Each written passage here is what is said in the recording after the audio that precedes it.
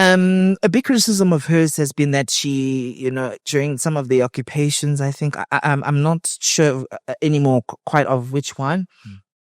Some of the big criticism always is that, maybe she'll have, maybe she's too harsh on students, or she used language engaging with students maybe in an insensitive, not just in an insensitive way. Some people viewed it as offensive. And for me, I suppose that's what I'm saying. Sometimes it's difficult. I know Prof. Phakeng. I know what she wanted to do. I know what she's achieved, right? Her priority has always been Black students. That was honestly, one of the greatest controversial points at the University of Cape Town, right? People who are in the Western Cape, they understand that the politics between Black people and colored people in the Western Cape are very different to that of the rest of the country. So that was her first crime. And that was the beginning of the vilification, in my view. So she intervened for Black students, not just to be in the class. She made sure that we all had funding to do our honors. Okay? Not just funding of the fees. We had funding for tuition. We had money for our rent, allowances for food. She did that in 1 year. That was the first thing she did. She ensure the prioritization of Black students and Black people, Black women, to have access to PhDs, to be able to finish the academic journey and become academics, right? There are people who are academics today because of that policy change and that intervention she made. And of course, then she became vice chancellor at the University of Cape Town and really was trying to steer and move ahead with that agenda and that philosophy. Now, I'll tell you, I was on the selection committee for her appointment. And it was, we can speak for days about that process. It was hectic, very controversial unnecessarily.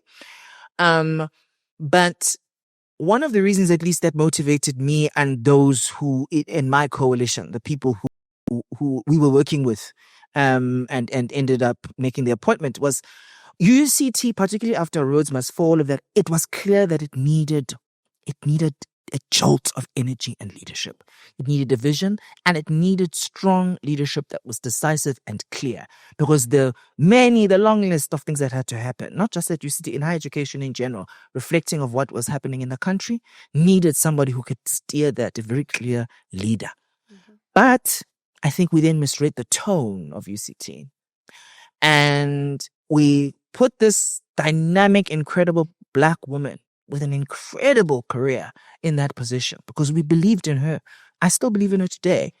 But sometimes the opposition you face, like you were talking about people who are external to you, undermining you. If you talk to her today, Prof. Phakeng, she'll tell you about people actively undermining not just her work, but they start to come for you personally. Yeah. Your body image, your thinking. I mean, I remember back at the time, when we were doing the appointment, she came. I mean, if you know Prof. Phakeng, she dresses. She's just bright. She's just you can't like. Some people say extravagant. I find it like exciting, right? I love the fact that UCT, if you go there, like many institutions and emphasis, it's very blue. Like, I don't know how it happened, but I even saw myself wearing blue, black, white car.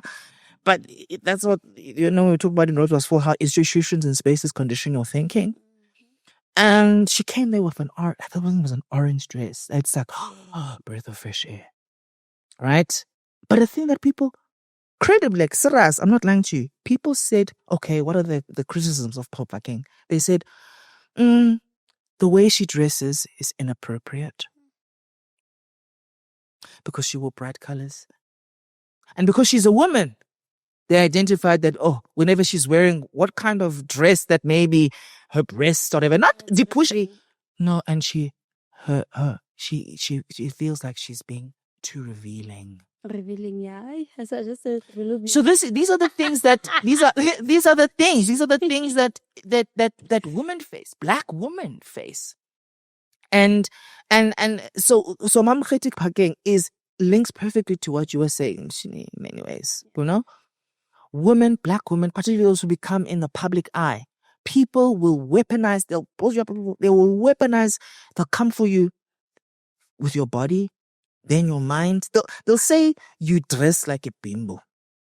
Then they'll say, but you're not a bimbo and you're undermining yourself. I mean, they're playing mind games with you. It's such that you doubt yourself.